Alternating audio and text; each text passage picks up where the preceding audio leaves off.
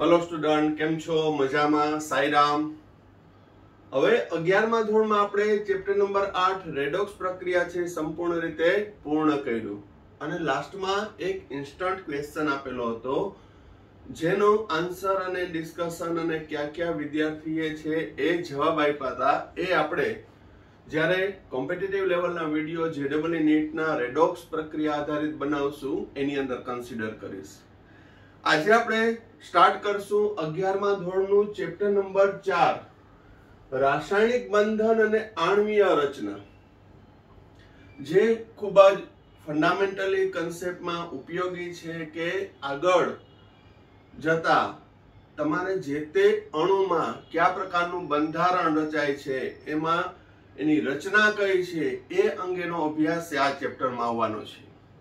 Plus જુદા જુદા બંધ વિશેની ચર્ચા પણ છે આ ચેપ્ટરની અંદર આપણે કરવાનું છે। આ ચેપ્ટર છે ખૂબ જ ઇન્ટરેસ્ટિંગ છે। બીજા નંબરમાં કહું તો કોમ્પિટિટિવ એક્ઝામ જેડબલઈ અને નીટ લેવલની અંદર છે આ ટોપિક રિલેટેડ એક ક્વેશ્ચન હોય જ છે અને દરેક ચેપ્ટરની જેમ આ ચેપ્ટરમાં પણ આપણે ચર્ચા કરશું કે કયા ટોપિકમાંથી કોમ્પિટિટિવ લેવલ જેડબલઈ નીટની અંદર છે ક્વેશ્ચન પૂછાયેલો છે, એનું આપણે રૂટિંગ રનિંગ ચેપ્ટર ની અંદર છે એ ડિસ્કશન કરશું। બરોબર, તો રાસાયણિક બંધન અને આણ્વીય રચના, એમાં પ્રાસ્તાવિક ક્વેશ્ચન રાસાયણિક બંધન એટલે શું, તે કયા સિદ્ધાંતના આધારે સમજાવી શકાય અને બંધના પ્રકાર જણાવો। એકદમ બેઝિક ફંડામેન્ટલ શરૂઆતમાં આવશે। તો રાસાયણિક બંધન એટલે શું? તો આપણે રક્ષાબંધન સાંભળેલું છે, ભાઈબંધ સાંભળેલું છે, તો અહીં કેમિસ્ટ્રીમાં એ રાસાયણિક બંધન આવે। રક્ષાબંધનમાં આપણે એમ કહીએ કે ભાઈ છે એ બેનની રક્ષા કરે, એના માટેનો રક્ષાબંધન તહેવાર છે। ભાઈબંધ, ભાઈ જેવો બંધ હોય એને આપણે ભાઈબંધ કહીએ। તો અહીં રાસાયણિક બંધ એટલે શું? તો કે કુદરતમાં રહેલી કોઈ પણ પ્રણાલી એટલે કે સ્પીસીઝ, ઘટક પ્રણાલી, પછી અણુ હોય, પરમાણુ હોય કે આયન હોય, એ સ્વતંત્ર અસ્તિત્વ ધરાવતો નથી। જેમ કે બજારમાં તમે NaCl સોડિયમ ક્લોરાઇડ મેળવી શકાય, પણ તમે એમ કહો કે મારે સોડિયમ આયન જોઈએ છે, તો સોડિયમ આયન એકલ તમને ક્યાંય જોવા મળશે નહીં, અથવા તો કોઈ પણ એકલ અણુ છે એ તમને ક્યાંય જોવા નહીં મળે કે વ્યાપારી ધોરણેથી મેળવી નહીં શકાય કે ના મારે તો Cl- જ જોઈએ છે, મારે Al+3 જોઈએ છે। કારણ શું? તો કે કુદરતમાં રહેલી આ દરેક ઘટક પ્રણાલી એકબીજાને આકર્ષે છે। હવે આકર્ષવાનું કારણ શું? તો કે નિષ્ક્રિય વાયુ સિવાય, નિષ્ક્રિય વાયુમાં ક્યાં આવે? હિલિયમ, નિયોન, આર્ગોન, ક્રિપ્ટોન, ઝીનોન, કે જેની બાહ્યતમ કક્ષામાં 8 ઇલેક્ટ્રોન હોય છે, એટલે એનું અષ્ટક પૂરું કરે છે, એટલે એ સ્થાયી છે। હિલિયમમાં 2 હોય, બાકીનામાં 8 હોય। પણ એ સિવાયની કોઈ પણ તત્વની વાત કરું તો એ ની બાહ્યતમ કક્ષામાં 1 થી 7 ઇલેક્ટ્રોન હોય, ઓછામાં ઓછો 1 ને વધુમાં વધુ 7 ઇલેક્ટ્રોન હોય। તો એ સ્થાયી રચના નથી। પરિણામે શું કરશે? તો કે ઇલેક્ટ્રોનની આપ-લે કરે, ઇલેક્ટ્રોનની ભાગીદારી કરે અને નિષ્ક્રિય વાયુ જેવી રચના પ્રાપ્ત કરવાની વૃત્તિ ધરાવે છે। તો અહીં જે ઇલેક્ટ્રોનની આપ-લે થી એક રિલેશન બંધાણું, એક તત્વએ ઇલેક્ટ્રોન આપ્યું, બીજાએ મેળવ્યું, તો એક રિલેશન બંધાણો, એક સંબંધ બંધાણો, અથવા તો બે પરમાણુએ છે એ ઇલેક્ટ્રોનનું શેરિંગ કર્યું, સહિયારી ભાગીદારી કરી, તો એક પ્રકારનો છે એની આ રિલેશન આવ્યો ભાગીદારીનો, અને જેને લીધે છે એ ઘટક પ્રણાલી છે એ સ્થાયી થાય છે। તો રાસાયણિક બંધન એટલે શું? એની સરળ વ્યાખ્યા આપું તો પદાર્થમાં રહેલી ઘટક પ્રણાલી અથવા સ્પીસીઝ। શું? પદાર્થમાં રહેલ ઘટક પ્રણાલી, સ્પીસીઝ, જેવા કે પરમાણુ, અણુ, આયનો, એકબીજાને જકડી રાખતા આકર્ષણ બળને શું કહેવામાં આવે છે? રાસાયણિક બંધન કહે છે। મેં તમને કીધું ભાઈબંધ એટલે ભાઈ જેવો બંધ, જે એકબીજાને જકડી રાખે, તરત જ આખા દિવસમાં ના મળ્યા હોય તો મજા ના આવે, એ ભાઈબંધ કહેવાય, એક પ્રકારનો આકર્ષણ બળ. એવી રીતે અહીં ઘટક પ્રણાલીમાં અણુ હોય, પરમાણુ હોય કે આયન હોય, જે એકબીજાને જકડી રાખતા આકર્ષણ બળને શું કહેવામાં આવે છે? રાસાયણિક બંધન, કેમિકલ બોન્ડિંગ. તો આ કેમિકલ બોન્ડ જે છે એ કયા સિદ્ધાંતના આધારે સમજાવી શકાય? તો વૈજ્ઞાનિકોએ છે એ જુદા જુદા આકર્ષણ બળ છે એ જુદા જુદા સિદ્ધાંતો વડે સમજાવ્યા. જેમ કે પહેલો સિદ્ધાંત છે VSEPR, valence, shell, electron pair, રિપલ્શન. સંયોજકતા કક્ષાના ઇલેક્ટ્રોન યુગ્મ, ઇલેક્ટ્રોન પેર એટલે ઇલેક્ટ્રોન યુગ્મ વચ્ચેનું અપાકર્ષણ નો સિદ્ધાંત, VSEPR સિદ્ધાંત, જે મોસ્ટ આઈએમપી છે. બીજો VBT, વેલેન્સ બોન્ડ થિયરી. સંયોજકતા બંધનવાદ. શું? VBT એટલે વેલેન્સ બોન્ડ સિદ્ધાંત, વેલેન્સ બોન્ડ થિયરી, સંયોજકતા બંધનવાદનો સિદ્ધાંત. ત્રીજો MOT, મોલેક્યુલર ઓર્બિટલ થિયરી, આણ્વીય કક્ષક સિદ્ધાંત, મોલેક્યુલર આણ્વીય ઓર્બિટલ કક્ષક સિદ્ધાંત. અને કોસેલ લુઈસ અભિગમ. આ ચાર સિદ્ધાંતોના આધારે છે જુદા જુદા આકર્ષણ બળ એટલે કે રાસાયણિક બંધ વિશેની સમજૂતી છે આપી શકાય છે. તો પ્રસ્તુત પ્રકરણ નંબર 4 ની અંદર આપણે આ જુદા જુદા ચાર સિદ્ધાંતો વિશે સવિસ્તાર ચર્ચા કરશું અને કયા પ્રકારના બંધ કેવી રીતે બને છે એ અંગેની થિયરીનો અભ્યાસ કરશું. એમાં મોસ્ટ આઈએમપી હોય કોમ્પિટિટિવ લેવલે તો મોલેક્યુલર ઓર્બિટલ થિયરી છે. Molecular orbital theory related question હોય ને હોય જ, બરોબર, જે ખૂબ જ ઉપયોગી છે. આ ઉપરાંત VSEPR સિદ્ધાંત રિલેટેડ ટોપિક પણ હોય છે. વેલેન્સ બોન્ડ થિયરી, સંયોજકતા બંધનવાદ આધારિત પણ હોય છે. હવે આ સિદ્ધાંતના આધારે કયા કયા આકર્ષણ બળની ચર્ચા થાય? તો જુદા જુદા આકર્ષણ બળ અથવા તો રાસાયણિક બંધોના પ્રકાર.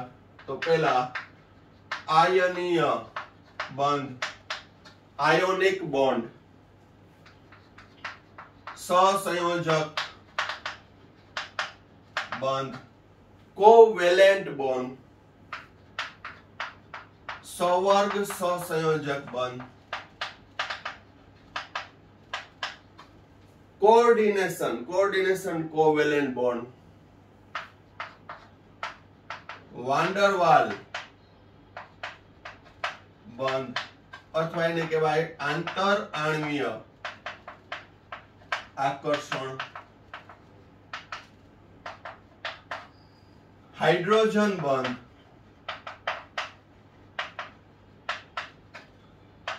અને ધાત્વિક બંધ. તો આ ચેપ્ટર ની અંદર આપણે રાસાયણિક બંધોમાં આયોનિક બંધ, સહસંયોજક બંધ, સવર્ગ સહસંયોજક બંધ, વાન્ડરવાલ આકર્ષણ બળ, હાઇડ્રોજન બંધ અને ધાત્વિક બંધની ચર્ચા કરશું. બરોબર. તો આ પ્રાસંગિક મુદ્દો છે અને કોઈ પણ સ્પીસીસ આ બંધથી જોડાય અને નવા બંધનું નિર્માણ કરે ત્યારે ઉર્જા મુક્ત કરે, અને ઉર્જા મુક્ત કરે એટલે એક ઓછી ઉર્જા ધરાવતો સ્થાયી અણુ બનાવે છે. અને આવી પ્રણાલી છે એ દરેકની ઘટકનું હોય છે. કારણ શું? તો મેં તમને કીધું છે કે બાહ્યતમ કક્ષામાં 1 થી 7 ઇલેક્ટ્રોન હોય જે સ્થાયી હોતા નથી. પરિણામે એ ઇલેક્ટ્રોનની ભાગીદારી કરે, આપલે કરે, જુદા જુદા આકર્ષણ બળે જોડાય અને ઉર્જા મુક્ત કરે અને સ્થાયી અણુ રચના પ્રાપ્ત કરે છે. અપવાદરૂપ નિષ્ક્રિય વાયુ, કારણ કે એની બાહ્યતમ કક્ષામાં અષ્ટક પૂરું હોય. તો હવેના પ્રકરણમાં આપણે દરેક સિદ્ધાંત સવિસ્તાર અભ્યાસ કરીશું.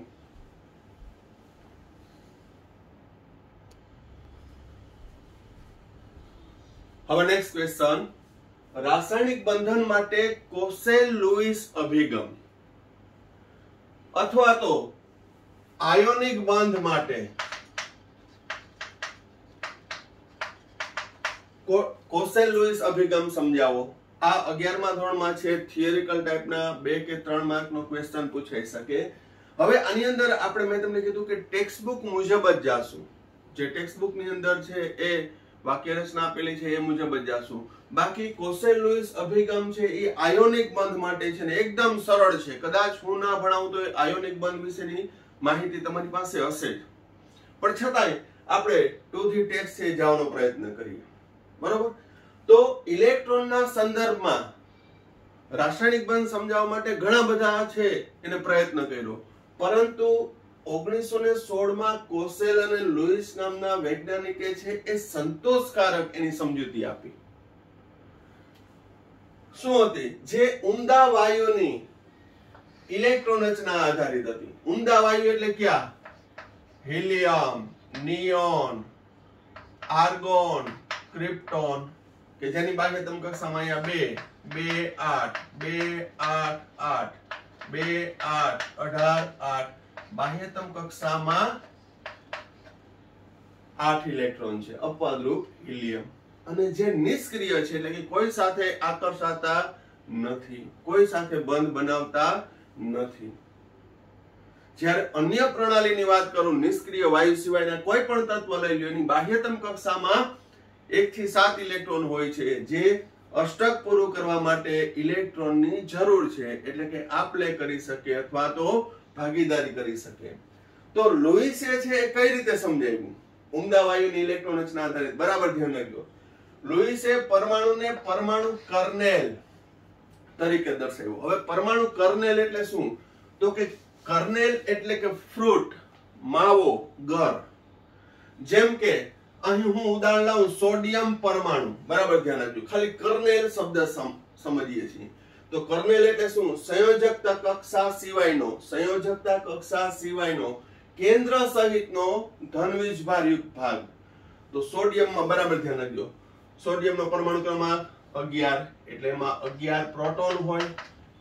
ઇલેક્ટ્રોન સાદી રચના દર્શાવું તો 2 8 1, પહેલીમાં 2, બીજામાં 8 અને ત્રીજામાં 1. હવે જોજો, આ કેન્દ્ર 11 પ્રોટોન, પહેલી કક્ષા, બીજી કક્ષા, ત્રીજી કક્ષા. તો પહેલામાં 2 ઇલેક્ટ્રોન, બીજામાં 8 ઇલેક્ટ્રોન, ત્રીજામાં 1 ઇલેક્ટ્રોન. તો અહીં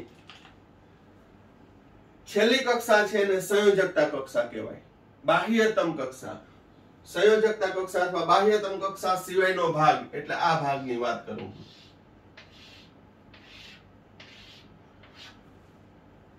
આ બહારનું છે એ ફ્રૂટ લઈએ તો ફ્રૂટની ઉપરનું આવરણ, છાલ, આવરણ, અને અંદરનો જે ગર હોય, માવો હોય, એ કર્નેલ કીધું. પણ અહીં પરમાણુ છે એની સંયોજકતા કક્ષા સિવાયનો ભાગ એટલે આટલો ભાગ એ ધનવીજભારયુક્ત છે. કઈ રીતે ધનવીજભાર? જોજો, અહીં ગણજો, 11 પ્રોટોન છે, 11 પ્રોટોન અને ઇલેક્ટ્રોન કેટલા છે? 10. આ નથી ગણતા, સંયોજકતા કક્ષા સિવાયનો ભાગ કે એટલે આ ભાગ. તો 11 પ્રોટોન, 10 ઇલેક્ટ્રોન, તો આટલા ભાગને હું ધનવીજભારિત કરી શકું.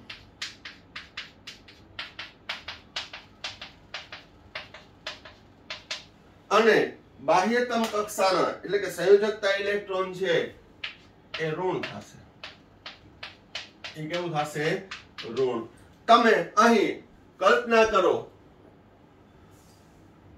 કે એક ફ્રૂટ છે જે આપણે પરમાણુ સ્વરૂપે દર્શાવીએ છીએ, બધાને દેખાતો છે એક ફ્રૂટ છે. તો ઉપરની જે છાલ છે યલો કલરની, એને સંયોજકતા કક્ષા કહીએ. આપણે એને શું કહીએ? સંયોજકતા. અને અંદર જે આવેલું છે એને આપણે માવો અથવા ગર, અને એને કહેવાય કર્નેલ. એને શું કહેવામાં આવે છે? કર્નેલ. ફ્રૂટનો અંદરનો રસયુક્ત ભાગ એને કહેવાય પરમાણુ કર્નેલ, બરોબર. આ સંયોજકતા ઇલેક્ટ્રોન ઉપરનું એ સિવાયનો ભાગ તો એ ધન વીજભારિત જ થશે. આપણે હજી બીજા ઘણા ઉદાહરણ લેશું, બરોબર. તો સોડિયમમાં 2 8 અને કેન્દ્ર સહિતનો ધન વીજભારયુક્ત ભાગ એટલે એને કહેશું પરમાણુ કર્નેલ. જ્યારે અહીં સંયોજકતા ઇલેક્ટ્રોન છે એને સમઘનના 8 ખૂણા સાથે સરખાવ્યું. શું? આ કર્નેલ અને બાહ્યતમ કક્ષામાં વધુમાં વધુ 8 ઇલેક્ટ્રોન રહી શકે. આ 8 ઇલેક્ટ્રોન કર્નેલની આસપાસ સમઘનના 8 ખૂણા પર ગોઠવી શકાય. તો અહીં આ જે ગોળાકાર જે છે સંયોજકતા કક્ષા એને સમઘનમાં કન્વર્ટ કરી, એક ઇમેજિનેશન કર્યું. પણ સમઘન કઈ રીતે થાય છે એ પણ હું સમજાવીશ. પણ હજી આપણે પરમાણુ કર્નેલ જોઈએ. જોજો, આ સોડિયમનું ઉદાહરણ લીધું જેની સંયોજકતા કક્ષામાં કેટલા ઇલેક્ટ્રોન છે? 1. હવે બીજું એક્ઝામ્પલ લઈએ.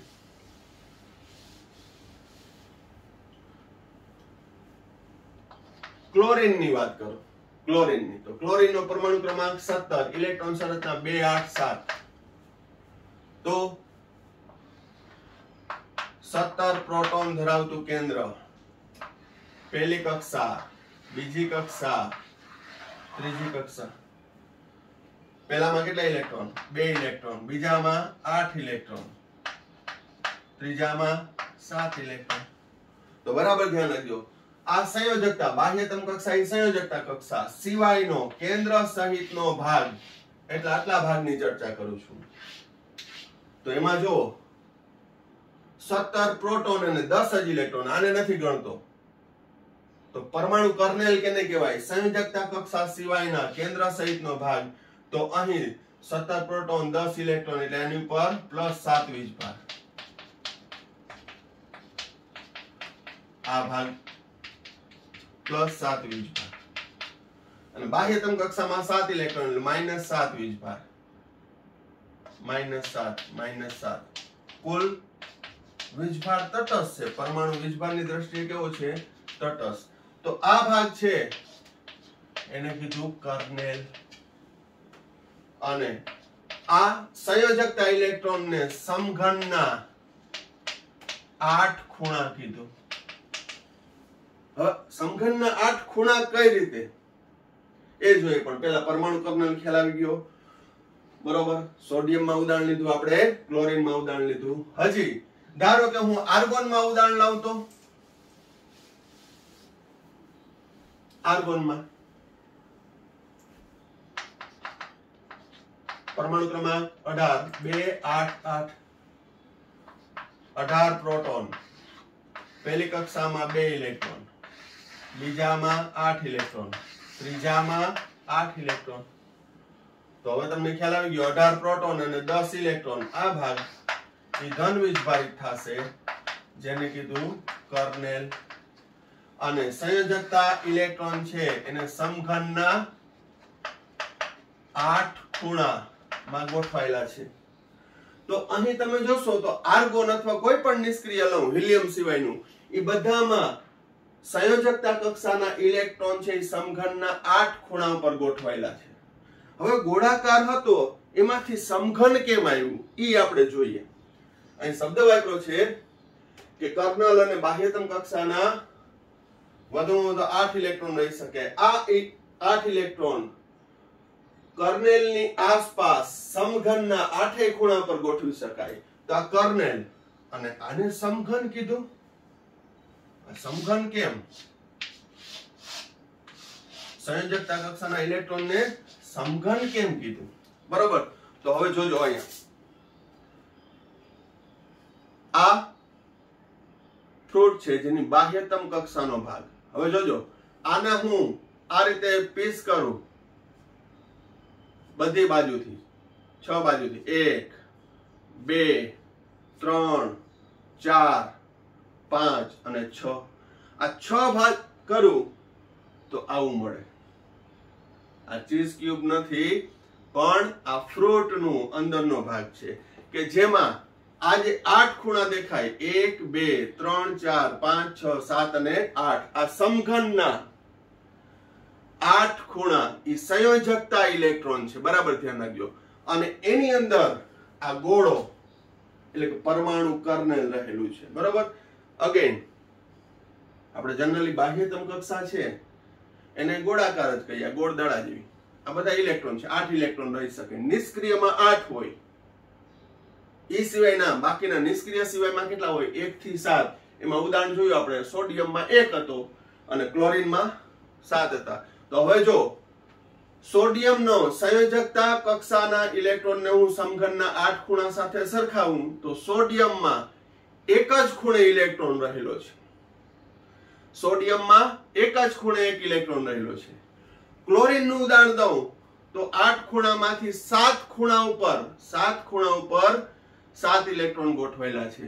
જ્યારે આર્ગોન અથવા નિયોનનું ઉદાહરણ લઉં તો સંયોજકતા કક્ષા એટલે સમઘનના 8 ખૂણામાં ઇલેક્ટ્રોન રહેલા હોય છે. અને સમઘનના 8 ખૂણા ઉપર જો એક એક ઇલેક્ટ્રોન આવી જાય તો નિષ્ક્રિય થશે. તો અહીં આપણે સોડિયમ અને ક્લોરીનની વાત કરીએ તો સોડિયમની સમઘનના સંયોજકતા કક્ષાના એક ખૂણા ઉપર છે 1 ઇલેક્ટ્રોન છે, ક્લોરીનમાં 7 ઇલેક્ટ્રોન છે.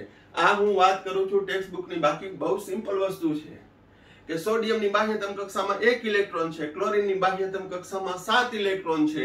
તો અહીં સોડિયમ 1 ઇલેક્ટ્રોન ગુમાવી દેશે, 1 ઇલેક્ટ્રોન ગુમાવી દે.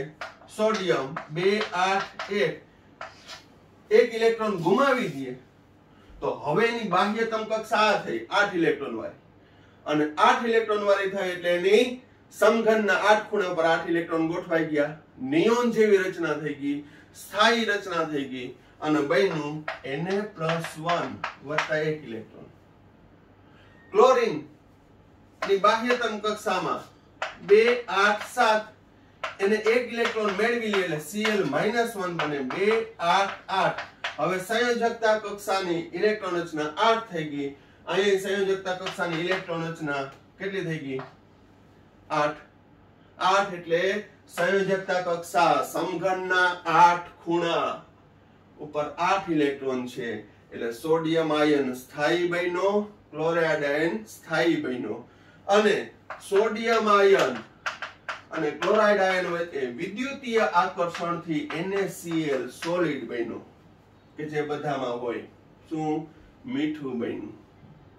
તો કહેવાનો મતલબ અહીં આયોનિક બંધ હું ધારું તો 5 મિનિટની અંદર છે એ સમજાવી શકું, અને કદાચ ના સમજાવું તો તમને ખબર છે. પણ અહીં કોસેલ અને લુઈસ આ વાત કરું છું 1916 માં, તો ત્યારે એને જે આયોનિક બંધ સમજાવ્યો, અણુની સ્થિરતા સમજાવી, રાસાયણિક બંધ સમજાવ્યો, ઇલેક્ટ્રોનની આપ-લે, એની અંદર આ રીતે સમજાવ્યું કે ભાઈ એને ઉમદા વાયુનું ઉદાહરણ લીધું કે ઉમદા વાયુની કોઈ પણ સંયોજકતા કક્ષાની ઇલેક્ટ્રોન રચનાને યાદ કરીએ તો એ સંયોજકતા કક્ષાના ઇલેક્ટ્રોન છે એ સમઘનના 8 ખૂણા પર ગોઠવાયેલા 8 ઇલેક્ટ્રોન છે. અને વચ્ચે જે ગોળ આવશે ધનવીજભારી, જેને પરમાણુ કર્નેલ કીધું, તો અહીં 8 ઇલેક્ટ્રોન કર્નેલની આસપાસ સમઘનના 8 ખૂણા પર ગોઠવાયેલા છે. અગેન સમઘન એટલે શું છે? સંયોજકતા કક્ષા, બરોબર. સંયોજકતા કક્ષા કે જે આપણે ગોળાકારને આવી રીતે પીસ કરીએ તો અહીં બધે ઇલેક્ટ્રોન હોય 8 ખૂણા ઉપર, જ્યારે અન્ય તત્વમાં 8 ખૂણા ઉપર નહીં હોય. ઓછામાં ઓછા 1 ખૂણા ઉપર હશે અને વધુમાં વધુ 7 ખૂણા ઉપર હશે. 1 હોય તેવું સોડિયમ ઉદાહરણ લીધું અને 7 હોય તેવા કયું ઉદાહરણ લીધું આપણે? ક્લોરીનનું. જ્યારે 8 હોય એમાં એક્ઝામ્પલ લીધું આપણે આર્ગોનનું.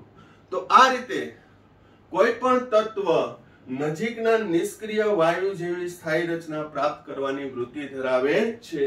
તો હવે હું વાત કરું સોડિયમ અને ક્લોરીનની, તો અહીં હવે ઇલેક્ટ્રોન સંરચના સોડિયમ, નિયોન 3s1, બાહ્યતમ કક્ષામાં 1 ઇલેક્ટ્રોન ગુમાવે અને Na+1 વત્તા 1 ઇલેક્ટ્રોન, તો એની રચના કેવી થઈ? નિયોન જેવી. અને નિયોનના સમઘનના 8 ખૂણામાં 8 ઇલેક્ટ્રોન સમાયેલા છે, માટે આ નિષ્ક્રિય થઈ ગયું. ક્લોરાઇડ, ક્લોરીનનો પરમાણુ ક્રમાંક 17, એની ઇલેક્ટ્રોન સંરચના નિયોન 3s2 3p5. હવે જો આપણે ચોથું ચેપ્ટર ભણતા હોય તો એની અંદર ઘણા બધા કન્સેપ્ટ છે, એ ચેપ્ટર નંબર 2 ના અને ચેપ્ટર નંબર 3 ના આવશે. તો આપણે 2 અને 3 નું પણ નોલેજ હોવું જોઈએ, જે ઓલરેડી આપણે ભણી ગયા છીએ. અહીં ક્લોરીનની બાહ્યતમ કક્ષામાં 7 ઇલેક્ટ્રોન છે, 2 ને 5 7, 2 ને 5 7. એને 8 ઇલેક્ટ્રોન કરવા એટલે કે નિષ્ક્રિય વાયુ જેવી રચના પ્રાપ્ત કરવી હોય તો 1 ઇલેક્ટ્રોન મેળવવો પડે. સોડિયમ ગુમાવે તો ક્લોરીન મેળવે. ઇલેક્ટ્રોન સંરચના થઈ ગઈ આર્ગોન જેવી. અને આર્ગોનના 8 ખૂણા ઉપર 8 ઇલેક્ટ્રોન રહેલા હોય છે, અને જે સ્થાયી છે. એવી જ રીતે ક્લોરાઇડ પણ છે. હવે આર્ગોન જેવી રચના પ્રાપ્ત કરે છે, 2 8 1 અથવા તો નિયોન 3s2 3p6. અને વીજ આકર્ષણથી અથવા કુલંબિક આકર્ષણથી Na+Cl- વચ્ચે શું બને છે? NaCl solid. જે Na+ અને Cl- છે. અહીં કુલંબિક આકર્ષણ બળ કઈ રીતે? તો મેં એ પણ શીખવાડ્યું હતું, ને હજી એ પોઈન્ટ કામ આવશે. Na+ એટલે એમાં એક પ્રોટોન વધુ છે, ઇલેક્ટ્રોનની સાપેક્ષે એક પ્રોટોન વધુ, તો કુલંબિક આકર્ષણ બળ Q+ કેટલું આવશે? +1.602 ગુણ્યા 10⁻19 કુલમ. ક્લોરીનમાં એક ઇલેક્ટ્રોન વધારાનો છે પ્રોટોનની સાપેક્ષે, તો Cl Q- -1.602 ગુણ્યા 10⁻19 કુલમ.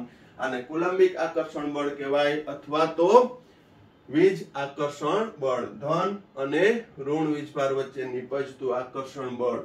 અને આ બંધને કહેવાય આયનીય બંધ, આયોનિક બોન્ડ. બરોબર. તો આ રીતે છે એ સોડિયમ અને ક્લોરીન વચ્ચે, એ સિવાય પોટેશિયમ લ્યો, બ્રોમિન લ્યો, ઓક્સિજન લ્યો, એ દરેકમાં આ રીતે સમજાવી શકાય. પણ બેઝિક કન્સેપ્ટ શું આવ્યો?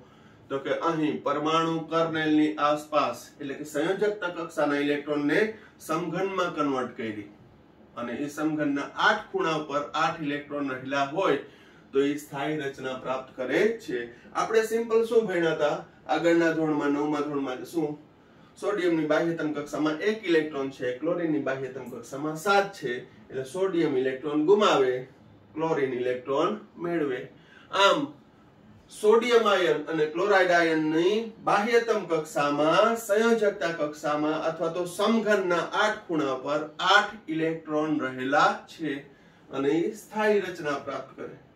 અને બંને વચ્ચે વીજ આકર્ષણથી બંધ રચાય અને ઉષ્મા મુક્ત કરે છે.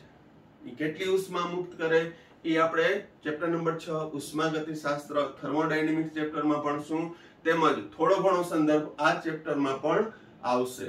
બરોબર. તો પેલા વ્યવસ્થિત રીતે મુદ્દા સમજી લ્યો. હું તમને શું કહું કે પરીક્ષા લક્ષી 11મા ધોરણમાં છે, પણ જેટલું તમે ડેપ્થથી સમજશો એટલું તમારા નોલેજની અંદર ઇન્ક્રીઝ થશે. બરોબર. તો પહેલા આટલું જોઈ લ્યો. અને હવે આપણે રાસાયણિક બંધન માટે કોસેલ-લુઈસના એપ્રોચીસ શું છે, એનો અભિગમ શું છે, એ અંગેના મુદ્દાની ચર્ચા કરીએ.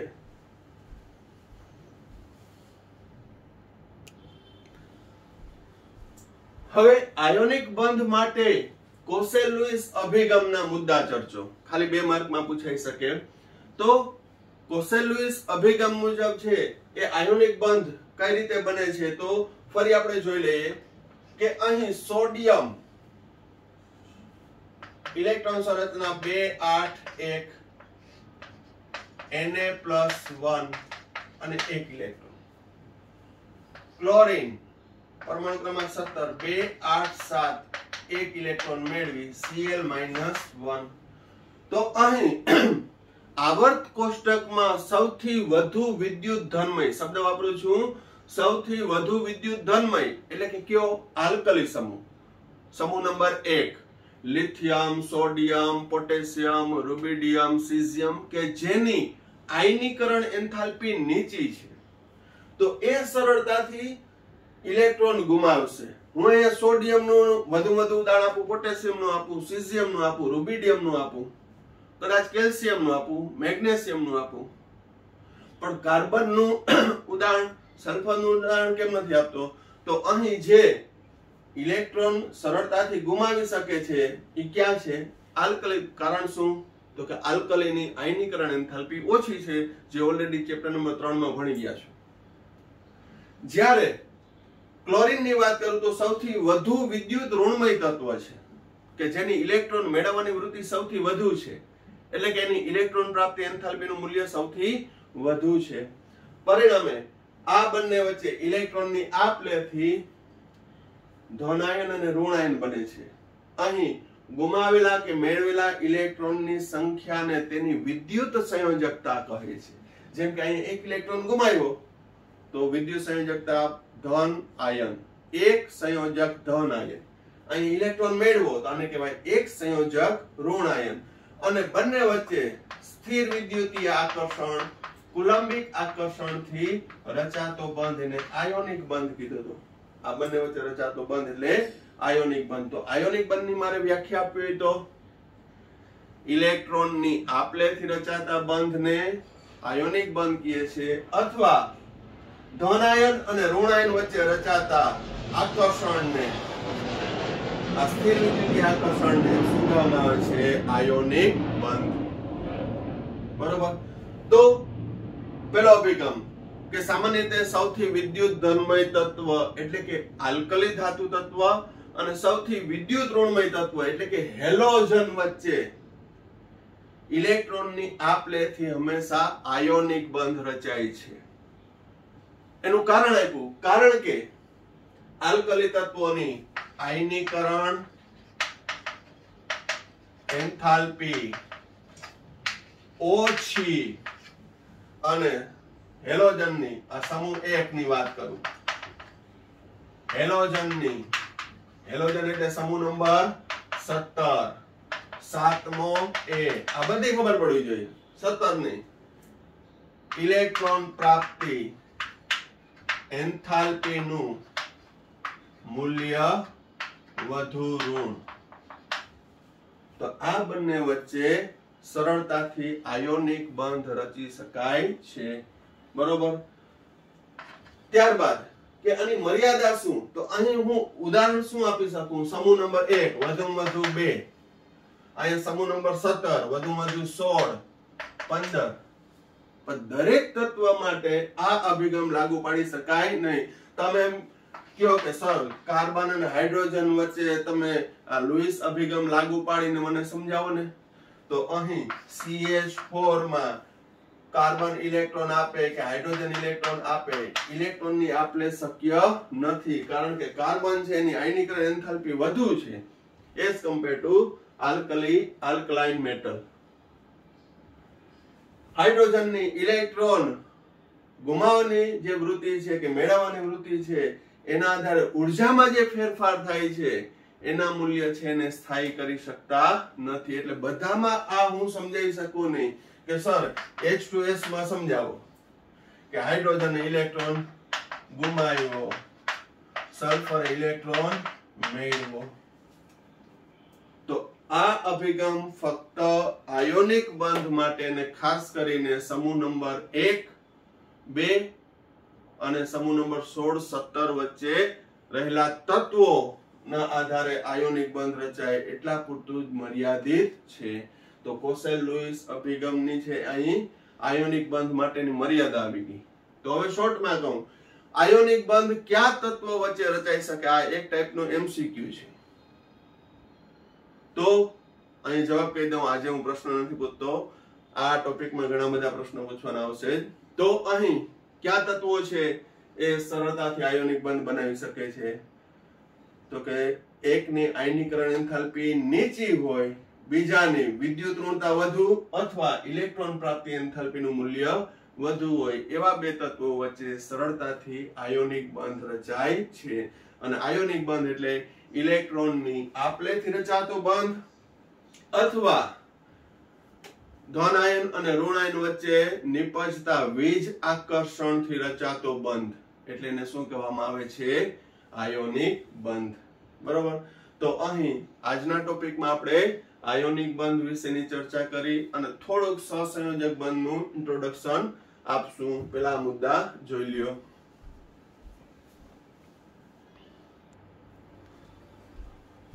હવે કોસેલ અને લુઈસ નામના વૈજ્ઞાનિકે છે એ સંયોજકતા ઇલેક્ટ્રોનની આપલેથી છે એ આયોનિક બંધ રચાય છે, જે ઇલેક્ટ્રોનીય વાદ આધારિત સિદ્ધાંત હતો, જે અષ્ટકના નિયમ તરીકે ઓળખાણો. કારણ શું? તો કે સોડિયમ ઇલેક્ટ્રોન ગુમાવ્યો, એની બાહ્યતમ કક્ષામાં 8 ઇલેક્ટ્રોન છે. ક્લોરીન ઇલેક્ટ્રોન મેળવ્યો એટલે એની બાહ્યતમ કક્ષામાં 8 ઇલેક્ટ્રોન છે, ને જેને લીધે અષ્ટક પૂરું થાય એટલે સ્થાયી છે. તો એના આધારે છે અષ્ટકનો નિયમ આપ્યો. હવે અષ્ટકનો નિયમ શું હતો? તો કે પરમાણુની બાહ્યતમ કક્ષા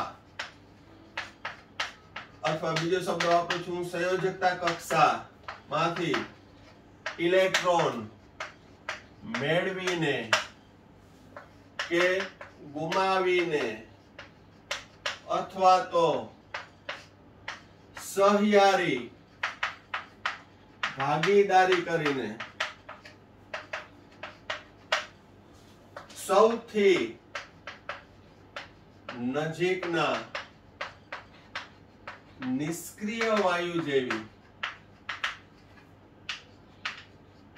સ્થાયી અષ્ટક રચના પ્રાપ્ત કરે છે. કોણ? પરમાણુ. શું કરે છે? તેની બાહ્યતમ કક્ષામાંથી અથવા તો સંયોજકતા કક્ષામાંથી ઇલેક્ટ્રોન મેળવીને અથવા ગુમાવીને અથવા તો સહયારી ભાગીદારી કરીને સૌથી નજીકના નિષ્ક્રિય વાયુ જેવી સ્થાયી અષ્ટક રચના પ્રાપ્ત કરે છે, જેને અષ્ટકનો નિયમ કહે છે. પણ મેં તમને કીધું કે આ ચેપ્ટરની અંદર આપણે ઘણું બધું ભણશું, અષ્ટકના અપવાદરૂપ ઉદાહરણ પણ ભણશું. આ તમે 9મા ધોરણ સુધી ભણ્યા હોય. બરોબર. ત્યારબાદ અહીં ઇલેક્ટ્રોનની આપલે તો સમજ્યા, જેના દ્વારા આપણે આયોનિક બંધ બનાવ્યો, પરંતુ સહયારી ભાગી દ્વારા સહસંયોજક બંધ બનશે.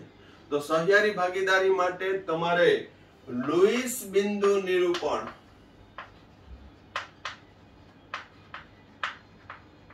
એ આવડવું જોઈએ કે કઈ રીતે દર્શાવવું. તો લુઈસ બિંદુ નિરૂપણમાં આપણે એ પણ જોઈ લઈએ અને પછી સહસંયોજક બંધ ની ચર્ચા નેક્સ્ટ વિડીયોમાં કરશું. પહેલા આપણે અહીંયા સુધી જોઈ લઈએ કે લુઈસ બિંદુ નિરૂપણ શું. તો પરમાણુ, ધારો કે બોરોન હોય તો બોરોન નું લુઈસ બંધારણ સમજાવો. તો બોરોન છે એની સંજ્ઞા આવડવી જોઈએ, બી, જે બધાને આવડે છે. બાહ્યતમ કક્ષામાં રહેલા ઇલેક્ટ્રોનની સંખ્યા, તો બોરોનની બાહ્યતમ કક્ષામાં 3 ઇલેક્ટ્રોન હોય તો એને આ રીતે દર્શાવવાનું, અયુગ્મિત 1, 2 અને 3. કાર્બનની વાત કરું તો કાર્બનની બાહ્યતમ કક્ષામાં 4 ઇલેક્ટ્રોન હોય, 1, 2, 3, 4. આ ટપકા સ્વરૂપે દર્શાવવું, જે તમને ખબર જ છે. નાઇટ્રોજનની બાહ્યતમ કક્ષામાં 5 ઇલેક્ટ્રોન હોય. 5 હોય તો એને અષ્ટક પૂરું કરવા કેટલા ઇલેક્ટ્રોનની જરૂર છે? 3 ની.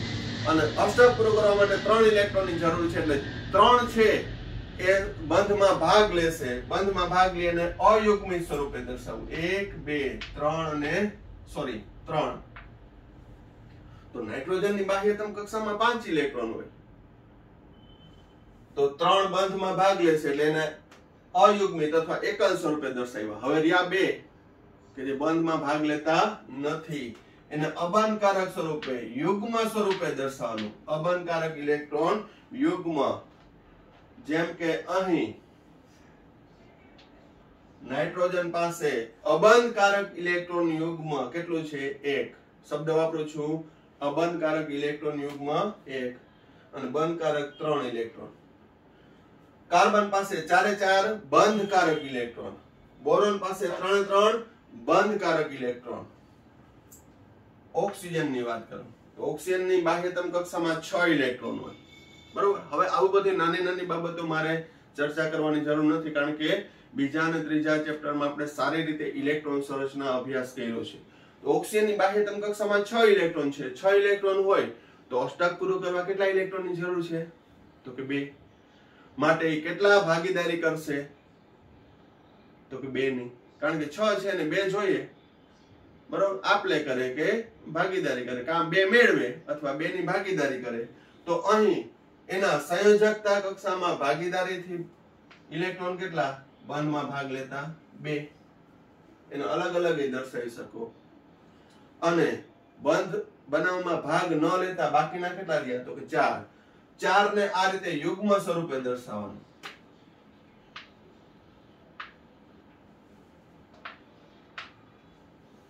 તો અહીં ઓક્સિજનની બાહ્યતમ કક્ષામાં 6 ઇલેક્ટ્રોન આવી ગયા, જેમાં અબંધકારક 2 યુગ્મ, અબંધકારક ઇલેક્ટ્રોન યુગ્મ 2 અને બંધકારક ઇલેક્ટ્રોન 2, બંધકારક 2 અને અબંધકારક ઇલેક્ટ્રોન યુગ્મ. હજી એક એક્ઝામ્પલ આપું ફ્લોરિનનું. ફ્લોરિનની બાહ્યતમ કક્ષામાં 7 ઇલેક્ટ્રોન હોય. 7 ઇલેક્ટ્રોન છે તો એને 1 ઇલેક્ટ્રોનની જરૂર છે. તો બંધકારક ઇલેક્ટ્રોન 1, બાકીના 6 છે એ અબંધકારક હશે. અબંધકારક એટલે એને યુગ્મ સ્વરૂપે દર્શાવવાનું. 2 ને 2 4 ને 2 6. અબંધકારક કેટલા? 3 ઇલેક્ટ્રોન યુગ્મ અને 1 બંધકારક ઇલેક્ટ્રોન. નિયોન ની વાત કરું તો નિયોન ની બાહ્યતમ કક્ષામાં 8 ઇલેક્ટ્રોન હોય. તો યુગ્મ સ્વરૂપે અબંધકારક ઇલેક્ટ્રોન યુગ્મ, 1 યુગ્મ, બીજું યુગ્મ, ત્રીજું અને ચોથું. બરોબર. તો હવે તમને હોમવર્કમાં આપું છું, બહુ સિમ્પલ આપું છું. કઈ એક લેક્ચરમાં કઈ હોમવર્ક આપું તો તમને મજા આવે, મને મજા આવે. તો અહીંયા મેં આવર્ત 2 ના તત્વોના લુઈસ બિંદુ નિરૂપણ સમજાવ્યા કે જે તમે આગળના ધોરણમાં પણ ભણી ગયા છો, પણ થોડું ભૂલાઈ ગયું હોય તો શું કરવાનું? તો કે જે તે તત્વની સંજ્ઞા અને એની બાહ્યતમ કક્ષામાં રહેલા ઇલેક્ટ્રોનને બિંદુ સ્વરૂપે દર્શાવવાના. અને કઈ રીતે દર્શાવવાના? તો કે અહીંયા 3 બંધમાં ભાગ લે છે એટલે 3 એ 3 અયુગ્મિત રાખ્યા. કાર્બનમાં 4 એ 4, નાઇટ્રોજનમાં 5 ઇલેક્ટ્રોન છે. અષ્ટક પૂરું કરવા 3 ઇલેક્ટ્રોનની જરૂર છે, એટલે બંધમાં ભાગ લેતા ઇલેક્ટ્રોન કેટલા રહેશે? 3. એટલે એને અયુગ્મિત અથવા એકલ ઇલેક્ટ્રોન સ્વરૂપે દર્શાવ્યું. જ્યારે બાકી રહેલા 2 એને ઇલેક્ટ્રોન યુગ્મ સ્વરૂપે દર્શાવ્યું. અને એ ઇલેક્ટ્રોનને કહેવામાં આવે છે અબંધકારક, non bonding electron pair. અબંધકારક electron યુગ્મ. નાઇટ્રોજન પાસે 1, ઓક્સિજન પાસે 2, ફ્લોરિન પાસે 3. તો એવી રીતે હોમવર્કમાં તમારે કરવાનું છે ફોસ્ફરસ, સલ્ફર, ક્લોરીન આ 3 તત્વના ઇલેક્ટ્રોન બિંદુ નિરૂપણ અથવા લુઈસ બંધારણ છે તમારે મને હોમવર્કમાં મોકલવાના છે. આ ઇન્સ્ટન્ટ કે નથી, બહુ ઈઝી છે. અને એ પછી આપણે સહસંયોજક બંધ કઈ રીતે બને છે, એના પ્રકાર કયા છે, એ અંગેની ચર્ચા આપણે કરશું. બરોબર. આજના ટોપિકમાં આપણે આયોનિક બંધ બન્યા. ખૂબ જ સરળ છે આયોનિક બંધ, પણ છતાંય આપણે ટેક્સ્ટબુક મુજબ થિયરિકલ મુદ્દાઓ લીધા છે. તો વ્યવસ્થિત રીતે દરેક પોઈન્ટ લર્ન કરી અને નોટ્સ બનાવી નાખજો. આ વિડીયોમાં આપણે અહીંયા સુધી રાખીએ છીએ. Thank you. સાઈરામ.